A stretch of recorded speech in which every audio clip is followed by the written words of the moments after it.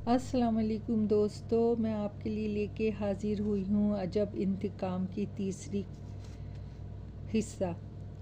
जब उन्हें इसकी मौत का पता लगा तो इनके हाथ पांव फूल गए।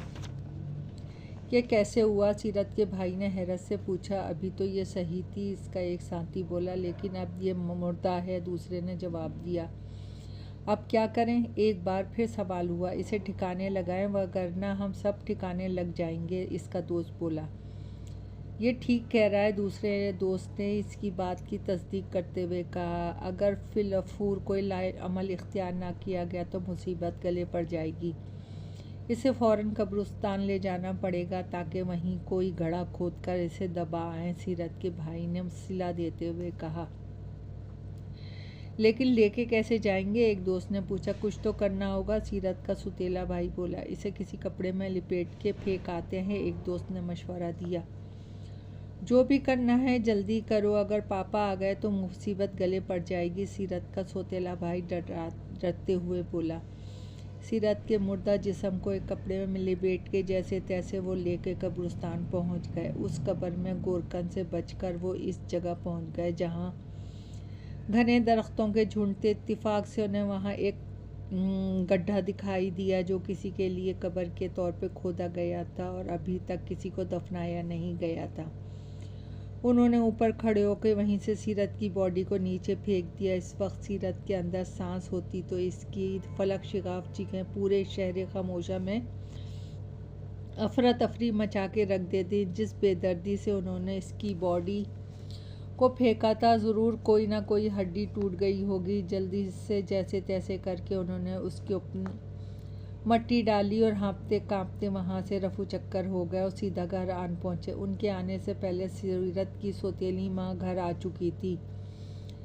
जब इसे सारी सूरत हाल का इल्म हुआ तो इसने फ़ौरन सीरत का बस्ता छुपा दिया और कहा कि अगर सीरत का बाप पूछे तो यही कहा जाए कि वो स्कूल से वापस आए ही नहीं। जब नवाब सोराब खान घर वापस आया तो दोनों ही माँ बेटों ने यही कहानी सुनाई कि इसकी बेटी अपने किसी यार के साथ 9-2-11 हो गई है। नवाब सोराब खान ने इसे हर जगह तलाश किया, लेकिन इसे ना मिलना था, ना मिली। नवाब सोराब खान ने किसी तौर पर भी इस हकीकत को तस्लीम करने से इनकार कर दिया कि इसकी बेटी कोई ऐसा कदम उठा सकती है। इसने हालात से तंग आके चुप साधी थी, लेकिन जब भी 13 नवंबर तारीख आती से अपनी बेटी याद शिद्दत से तड़पाती। यूँ लगता जैसे इसकी बेटी इससे पुकार रही हो, वो किसी मुसीबत में मुब्तला हो, इसे पुकारती रही हो वो अगर आकर इसकी मदद करे। जब वो बेबस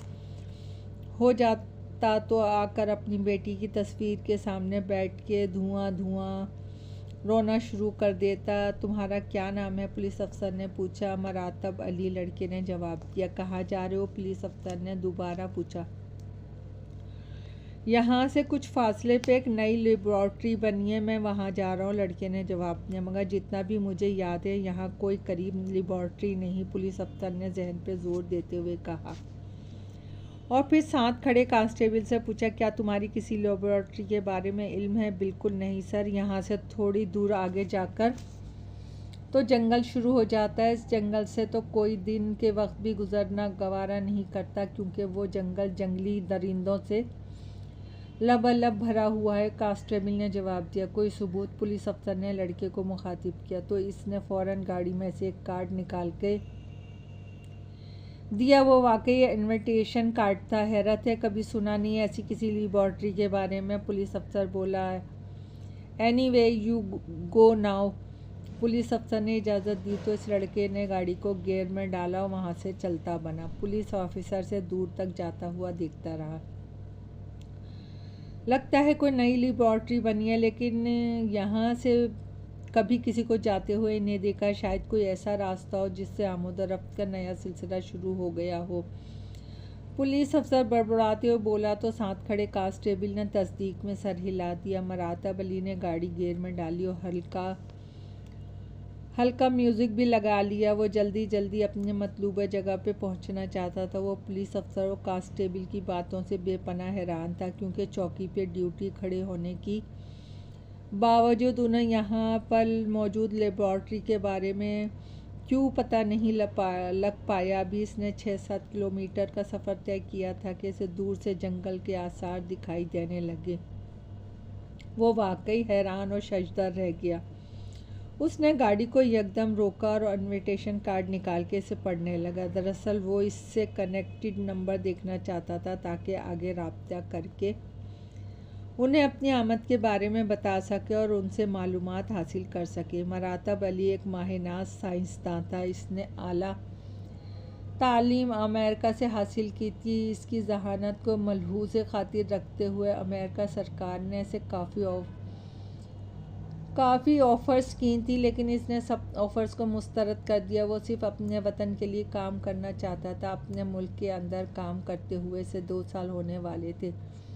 उसकी जहानत और काबिलियत के बिना पे से जल्दी अटॉर्नी एनर्जी में आला दर्जे की पोस्ट पर तैनात कर दिया गया था। 2 साल के मामूली अरसे में इसने इन गिनत शागिर्द बना लिए थे। इनका मिशन मुल्क के अंदर ज़हीन और काबिल लोगों की एक पूरी टीम तश्कील दे के मुल्क की सलामती के लिए कुछ करना था। तभी 1 हफ्ते कबल से एक इनविटेशन कार्ड मौसूल हुआ जिसमें से एक नई बनने वाली लेबॉर्ट्री के इफ्तिताह पे मेहमान खुसूसी के तौर पे इनवाइट किया गया था। पहले तो इसने सोचा कि अपनी मिसेस को भी साथ लेता चले, लेकिन फिर इसने सोचा वो अकेला ही जाएगा। अब वो इनविटेशन कार्ड को पढ़ रहा था जिस पर मुकम्मल पता लिखा हुआ था। इस पर कोई कॉन्टैक्ट नंबर मौजूद नहीं था। उसे अपनी कम अक्ली पर अफसोस होने लगा कि पुलिस अफसर ने इसका वक्त तो वैसे ही ज़ाया कर दिया था। कम से कम उसे उनसे इस एड्रेस के बारे में मालूमात ही लेनी चाहिए थी। उसने पीछे मुड़ के देखा तो काफ़ी सफ़र करके आ चुका था, इसलिए इसने सोचा बजाय वापस जाने के से आगे बढ़ना चाहिए। वो जल्द लेबॉर्ट्री तक पहुंच जाएगा। इसने एक बार फिर गाड़ी को गियर में डाला और गाड़ी फर्राटे भरती आगे बढ़ने लगी। जल्द ही मरातब अली गाड़ी को लेकर जंगल की हुदूद में दाखिल हो गया। जंगल के रास्ते पे गाड़ी डालते ही से यूं लगा जैसे वो अंधेरे रोड पे आ गया हो। जंगल काफ़ी घना था। दरख्तों ने रोड के ऊपर दोनों तरफ से झुककर रोड पर तकरीबन अंधेरा फैलाया हुआ था। ना चाहते हुए भी इसने हेडलाइट्स ऑन कर ली। गाड़ी की रफ्तार भी इसने आहिस्ते कर ली। तकरीबन दिन के 2 बजे का वक्त था, लेकिन अब यूं लग रहा था जैसे रात के 2 बजे का वक्त हो। जैसे जैसे गाड़ी आगे बढ़ती जा रही थी अंधेरा ज़्यादा होता जा रहा था। एक बार तो मरातब अली का दिल चाहा कि वो वापस मुड़ जाए, लेकिन फिर इसने सोचा ये इसकी शान के ख़िलाफ़ है। लेकिन जल्द ही इसने ये इरादा मनसूख कर दिया कि वो एक अज़्म के साथ अपने मुल्क में आया है और अब वापस चला जाए तो ये बात इसकी शान के ख़िलाफ़ है। इसे ना जाने क्यों थोड़ा थोड़ा डर सा लग रहा था। इसने डर को ख़त्म करने के लिए म्यूज़िक की आवाज़ तेज़ कर दी। 2-3 खमदार रास्तों से होता अब तक तकरीबन 4-5 किलोमीटर का फासला तय कर चुका था। तभी एक खमदार मोड़ मोड़ते हुए यकदम इसे ब्रेक लगाने पड़े। इसका दिल धक्का धक धड़क रहा था। इसे यूं लग रहा था जैसे कोई चीज़ इसकी गाड़ी के आगे से गुजरा हो।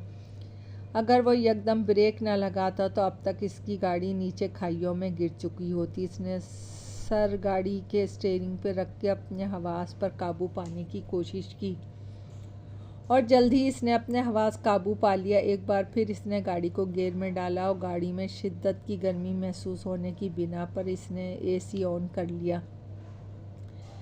लेकिन इससे भी कुछ अफाका ना हुआ तो चारों नाचार इसने फ्रंट सीट वाला शीशा खोल दिया। तभी इसकी समाज से किसी लड़की की दिल सोज चीख सुनाई दी तो इसने फ़ौरन गाड़ी रोक दी। तभी इसकी निगाहें दाएं जानिब एक जगह मरकूज़ हो गईं। एक नौजवान लड़की के पीछे 3 लड़के लगे हुए थे। लड़की मुसलसल किसी को मदद के लिए पुकार रही थी। लड़की के मुंह पर भी नकाब था। इन तीनों लड़कों के चेहरे पर भी नकाब। इन सब का रुख इसी तरफ था। मरातब अली इंगश बदान रह गया कि अंधेरे में जहाँ हाथ को हाथ सुझाई नहीं दे रहा वहाँ इसे ये 4 इतने वाज़े तौर पे कैसे दिखाई दे रहे हैं। गाड़ी को इसने बंद कर दिया और इसकी तरफ देखना शुरू कर दिया। वो चारों इसके करीब पहुँच गए। गाड़ी के हेडलाइट्स ऑन थी। लड़की एकदम से गाड़ी के आगे आगे तकरीबन गिर पड़ी। वो तीनों लड़के भी वहाँ पहुँच गए। लड़कों ने इसकी आंखों के सामने पहले इस लड़की की असमत की धज्जियाँ उड़ाई और फिर से ख़त्म करके साथ ही एक गड़ा खोद के इसमें दबा दिया। मरातब अली हैरत के समंदर में गर्क किए सब कुछ देख रहा था। वह हैरान था कि कोई भी इसकी मौजूदगी का नोटिस क्यों नहीं ले रहा। लड़की को घड़े में दबाने के बाद वो लड़के एक तरफ बैठ गए और पहली बार उन्होंने अपने चेहरों से नकाब उतारे। अगला मंजर देख के मरातब अली के कदमों तले से ज़मीन खिसक गई। दो लड़कों को अच्छी तरह से पहचान चुका था। इनमें से एक इसका दोस्त ज़गीम था और दूसरा कबीर। तभी इसके जहन में कुछ सालों पुरानी एक फिल्म चली कबीर की सौतेली बहन की। उन्होंने भी इसी तरह असमत दरी करके सड़क गड़ा खोद के दबा दिया था। अभी तक तीसरे लड़का का चेहरा इसे दिखाई नहीं दिया था। वो हैरान था कि इसके दोस्त अभी तक ऐसे कामों में क्यों